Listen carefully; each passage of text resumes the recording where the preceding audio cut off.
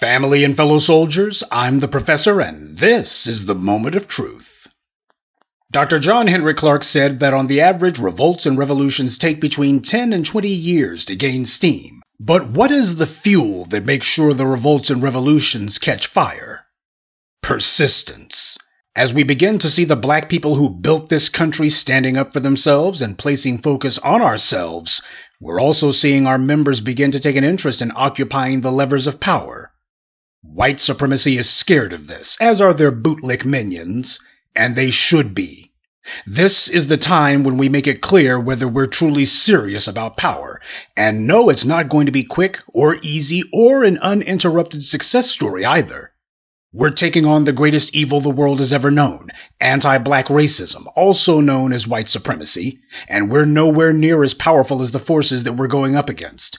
We've got our work cut out for us. That's just a fact. But since when have we shied away from hard work or from a tough fight? Our history is a glorious parade of freedom fighters and revolutionaries who were willing to fight to the death for their freedom and prosperity. And if our history has shown one thing, it's shown that when we fight, we win. We have a lot of people among us with that same spirit. But we're not going to listen to the weak-willed and the cowardly, the sellouts who are always looking for an excuse to quit the fight. Sadly, we've got plenty of those among us too, and they understand that white power has been the ones feeding them. They can refuse to take on the responsibilities and duty that self-determination demands. They want to remain children under white daddy, and we're saying that playtime is over. This is where the internal opposition to black empowerment comes from, because these turncoats understand that black empowerment isn't going to give them any handouts. People demand power, but what goes unsaid is that power makes demands of us too. We ask how to get power, and power asks us, how badly do you want it? The equation is simple: effort plus time. Ironically, that's also the same formula for athletic injury. You see, the two concepts mirror each other.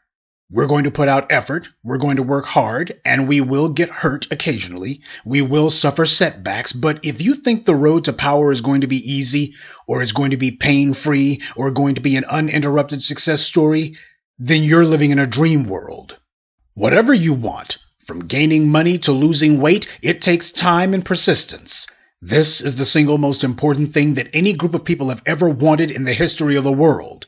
It is a task so monumental that it won't be accomplished by part-time focus.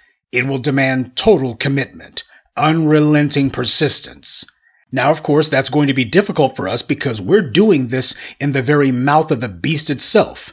We're trying to fight the enemy in his own home, and that's the hardest kind of fight that there is.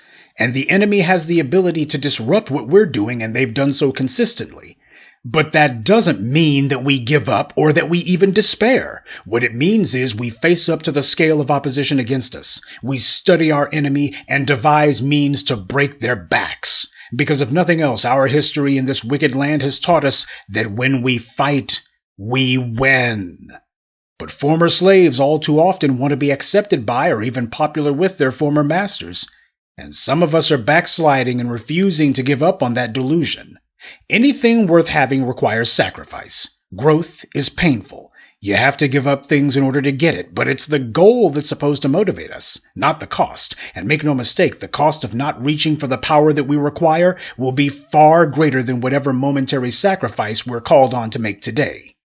We've been trying to put off this day for 3 decades now, and that's what's brought us to this point. We're overrun and infested with turncoats and backstabbers because we've allowed them to be here. We allowed them to be our spokespeople. We have a culture of acceptance, but acceptance becomes subservience if it's not balanced by self-interest. And we've sublimated our own self-interest for far too long. White media chose its bootlicks and made heroes out of these people, these bought and paid for Negroes, and this was done to derange and pervert our internal politics. After all, the best way to keep people oppressed is to give them a fake, distorted vision of what their empowerment would look like.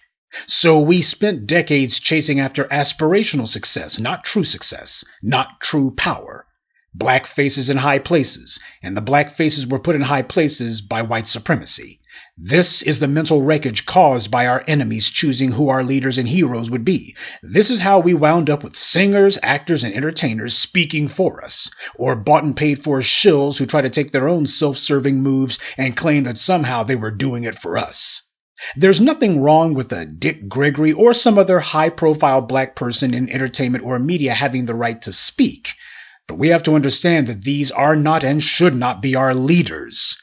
No other group looks to their entertainers for thoughts or ideas, or to speak for them on serious matters of weight.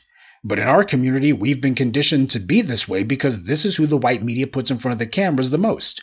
Well, it's time to break the programming, and many of us have, and as a result, a lot of these Negroes who had previously been shown love by us are now only being shown the door. But we can't let this be a momentary thing. Dr. King talked about that, as did our brother Khalid Muhammad. White power has already taken into account that there will be the occasional outburst of anger from the oppressed masses. They've already worked it into their calculus that every once in a while the oppressed will need to blow off some steam, as Dr. King put it, and white power will dismiss whatever civil unrest or social uprising occurs as being nothing more than just that, unless it results in a substantive and sustained change. White power has done this for the last 5 years. They've been trying and failing, sending out the preachers and civil rights retreads to try to calm us down after the murders of Trayvon Martin and Mike Brown. It didn't work. Oh, send out this black police chief or this phony black social worker or what have you. Oh, we'll go ahead and send out this person who said they marched with Dr. King and Dr. King wouldn't approve this. Get out of here. After the murder of Freddie Gray, Baltimore burned. Jamar Clark was murdered in Minneapolis, and the people laid siege to the police, turning the cops into prisoners in their own cities. And then the murder of George Floyd happened, and the whole nation caught fire. People began pulling up at folks' houses, and the white powers that be understood just how left this situation could go unless something changed, and that's when things changed. When the people made it clear that they were no longer going to suffer in silence, they were going to take their self-defense in their own hands. When the DAs and police chiefs saw that the people were going to hold them personally accountable, there was no more waiting to see what the authorities would do. All of a sudden, the lies about how they couldn't do anything fell. But, nonetheless, white supremacy is going to die hard. We see these judges now trying to be some sort of last ditch for the enemy. They're testing to see if the public's resolve has waned or weakened. Because that's been the pattern. For decades, we proved ourselves to be consistently inconsistent. Part of it is because it's been a long time since we've been in control of our own lives, much less our own communities. But another problem is that we were programmed with a phony idea of what it is we're supposed to want for ourselves. We were programmed by white media and Negro servants of white power to think that our goal should be to hold hands with everybody and be everybody's best buddy, like some Coca-Cola commercial. While there's nothing wrong with that idea on its face, at least in theory, there is a reality there. White supremacy is terrified of white genetic annihilation. And we are the ones who they see as being the very core of that threat. A colorblind society is nice as an ideal, but it only works if everyone wants that. And these anti-black racists don't. Our goal is not to win everyone's approval or to establish some sort of post-racial utopia. Our goal is to make sure that our people are not strangled out of existence. We have a right to live, and a right to live prosperously, to be the masters of our own destiny. But that requires power. So we also have to be politically mature and understand that we have a right to power too. But power is not given, it's taken. And that requires will and focus on our part. In other words, it requires persistence.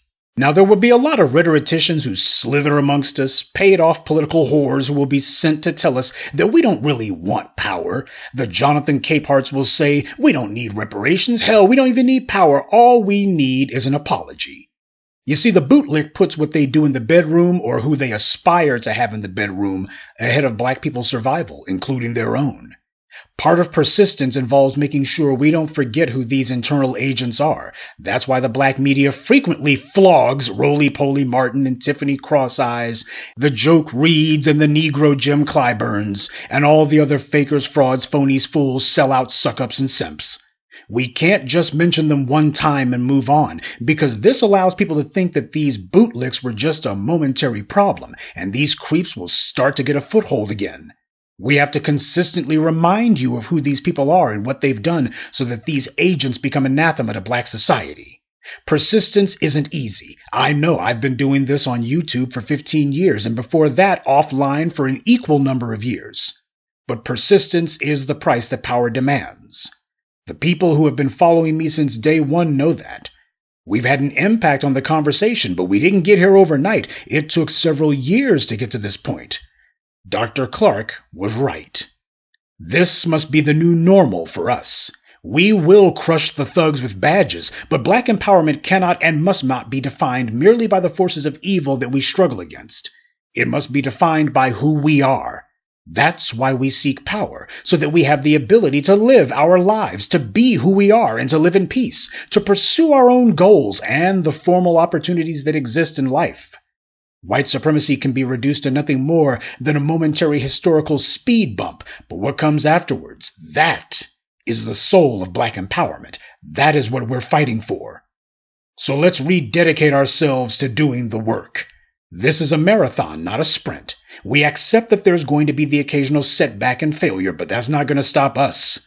We will pick ourselves up from our setbacks, learn from our failures, and keep moving forward. That's the price that our power demands. And we're not afraid to pay the price. Good day, and be one. I'd like to take a moment to mention some of our contributors.